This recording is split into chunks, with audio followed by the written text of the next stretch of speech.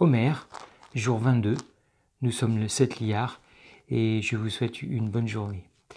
Aujourd'hui, il y a une photo de cheval à côté de moi, là, parce que nous allons parler notamment de la volonté et de cette question importante pour Shavuot, où est-ce que nous en sommes dans notre capacité à contrôler notre volonté?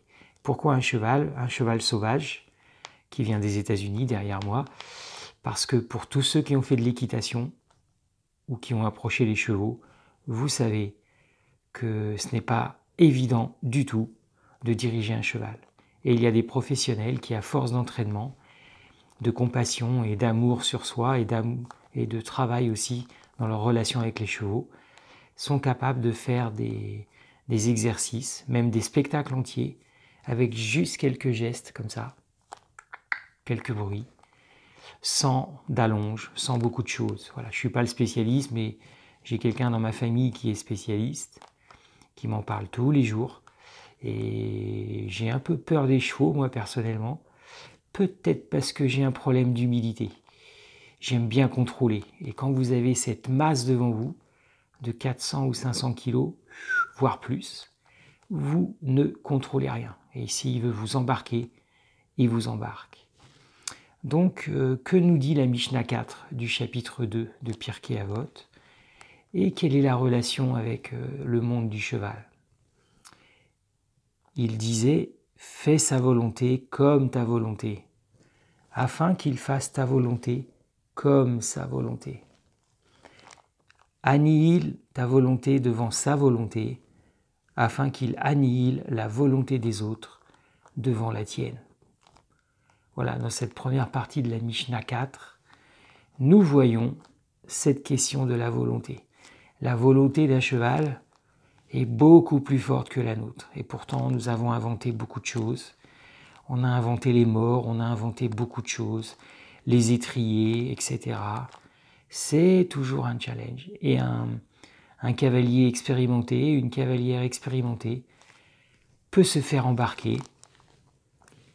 Et ça peut devenir très grave, il peut y avoir des accidents, il y a même des accidents mortels.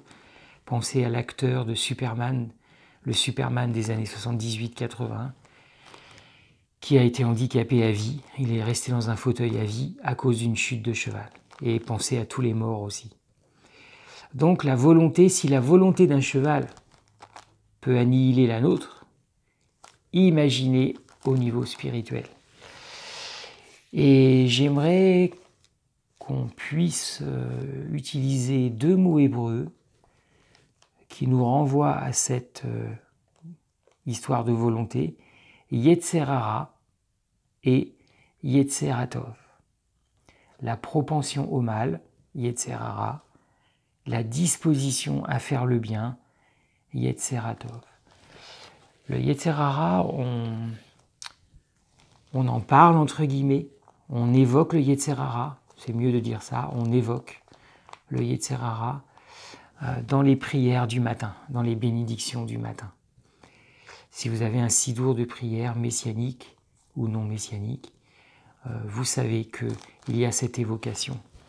Le Yetzer hara, le Yetzer hatov, ce sont... Alors, vous pouvez avoir deux images.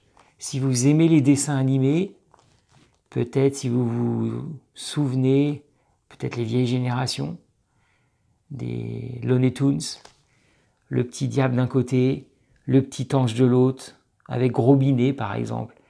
Vas-y, mange Titi, la grand-mère n'est pas là, vas-y, je sais que t'as envie. Et puis de l'autre côté, l'ange, mais non Gros Minet, tu ne peux pas faire ça. Grand-mère ne serait pas contente. Et en plus, tu peux manger beaucoup de choses si tu veux.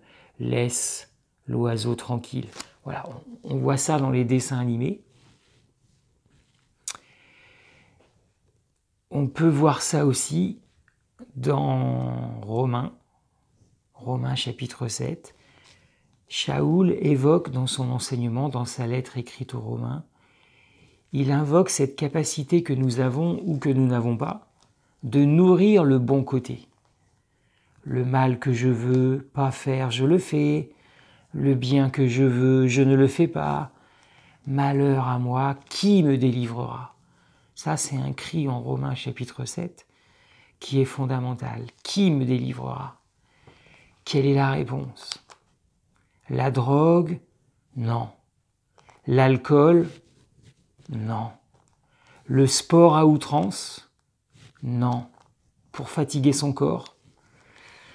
Le travail à outrance, on en a parlé il y a quelques jours, puisqu'on a étudié ce thème que, avec la farine et la Torah, je vous conseille de réécouter cette vidéo. Avec le travail, on peut équilibrer sa vie, mais il faut aussi la Torah, et inversement. L'un sans l'autre, volontairement, sans excuse, ça ne marche pas, il faut les deux. Et on peut être un rabbin, on peut être un serviteur de l'Éternel, et travailler. Je connais un rave qui a travaillé dans sa synagogue à Paris pour faire de la peinture, pour faire des travaux de dingue, pour aménager avec des amis à lui la synagogue. Et j'imagine beaucoup d'autres choses dont je ne suis même pas au courant. Voilà, donc on peut être rabbin et travailler même au XXIe siècle. Et merci à ce rave qui a fait beaucoup de choses. Donc le Yetzeratov, le Yetzerara, Shaoul en parle, les bénédictions du matin en parlent. C'est une histoire de volonté. Dans le mouvement chrétien où j'étais avant, on aimait bien utiliser l'image des deux chiens. Ça ressemble un peu aux anges, des Looney Tunes. Et on nous disait, ça venait pas de la Bible, c'était une belle image, ça marchait assez bien, les gens comprenaient assez bien. Le chien le plus puissant, c'est lui qui va gagner, qui va battre l'autre. Donc c'est ton rôle de nourrir le chien, le bon chien, le Yetzerara, pour vaincre le mauvais chien. D'un côté, c'est pas faux. D'un autre côté, le danger de cet enseignement, qui était lié au péché d'ailleurs, à une classe sur le péché, le mot qu'on employait dans ce mouvement, le danger, c'est que si on ne fait pas attention, on peut mettre en avant l'action des hommes et le fait que par moi-même, je fais des choses.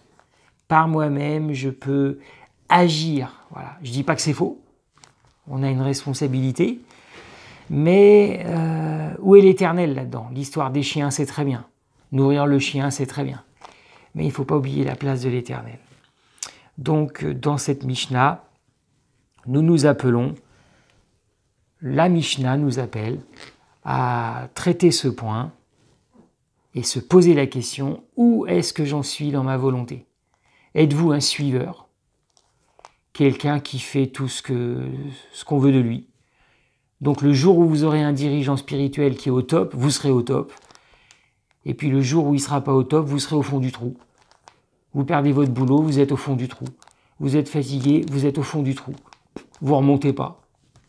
Joseph, il est remonté, mais vous ne remonterez même pas. Il n'y a même pas une caravane qui viendra vous chercher.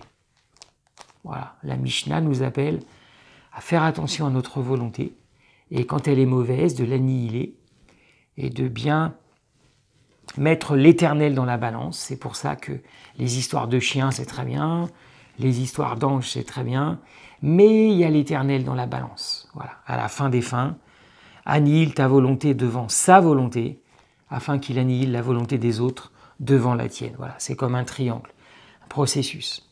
Donc à la fin des fins, c'est la volonté de l'Éternel qui l'emporte. J'aime bien l'histoire des chiens, mais il y a le propriétaire du chenil aussi qui est là. Il faut en tenir compte. La Mishnah 4 continue avec une parole d'Hillel et aborde un autre point. Hillel dit « Ne te dissocie pas de la communauté, ne sois pas sûr de toi jusqu'au jour de la mort. » L'humilité. Ne juge pas ton prochain avant d'être à sa place. Ça, c'est un cours que j'ai donné aujourd'hui. Pour donner des conseils, on a une formule en français. Si j'étais à ta place, si j'étais toi. Et on l'enseigne à des élèves en français, et ça existe dans votre langue, en suisse alémanique, en italien, en anglais, et on ne le fait pas dans la vie spirituelle. Ne juge pas ton prochain avant d'être à sa place, et ne dis pas une chose en pensant qu'il est impossible qu'elle soit entendue. On retrouve l'enseignement du Rav il y a quelques semaines. Et aussi la Mishnah, les oreilles qui entendent, les yeux qui voient, car elle finira par être entendue. Ne dis pas, quand j'en aurai le temps, j'étudierai, de crainte que tu n'en aies jamais le temps. La dernière phrase renvoie un petit peu à la volonté. J'ai le temps, la procrastination, on ne va pas en parler. C'est un mot du XXe siècle. En fait, c'est un mot qui existe aussi dans la Bible. Ne remets pas à demain ce que tu peux faire aujourd'hui même, surtout dans le domaine de l'étude. Voilà, donc Hillel, le sage Hillel, continue de nous enseigner. Et le point important pour nous, c'est ne te dissocie pas de la communauté. Voilà.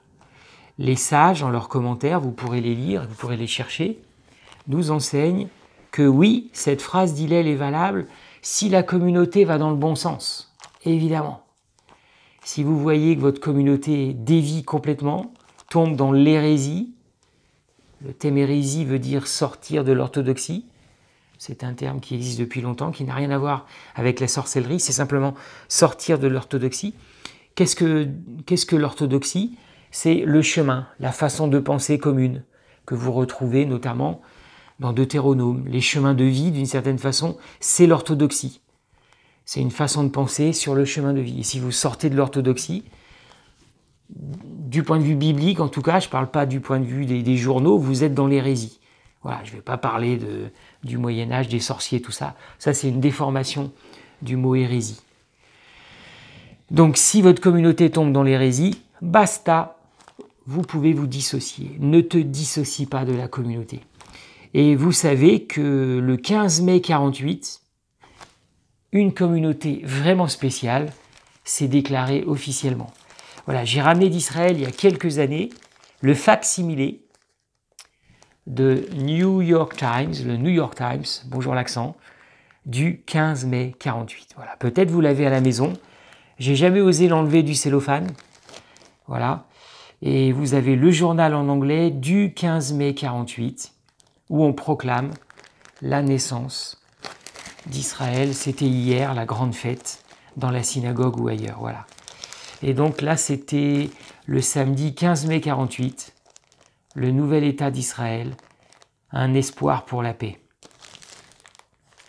Et puis à la fin, on lit « L'Égypte ordonne l'invasion avec d'autres pays ». Donc, voilà, 15 mai 48, Sunday Times, une communauté qui se ferme, boum, tout de suite elle est attaquée. Voilà, donc ne nous dissocions pas de notre communauté.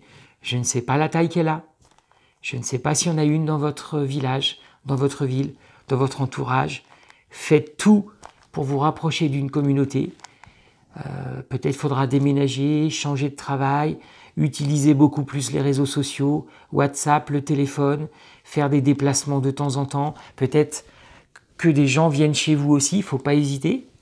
Moi, j'ai rien contre une invitation. Moi et mes amis de Beth Shoresh, on n'a rien contre une petite invitation un jour pour faire une conférence ou un atelier de réflexion.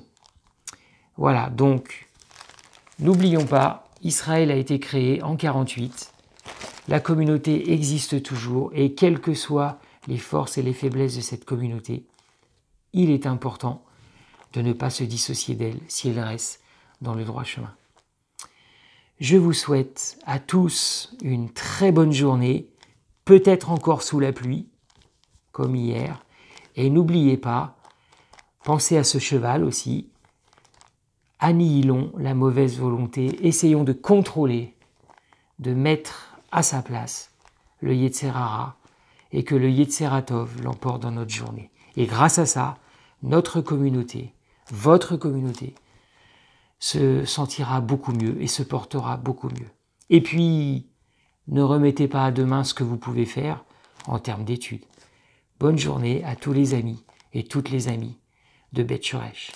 À demain pour une autre Mishnah.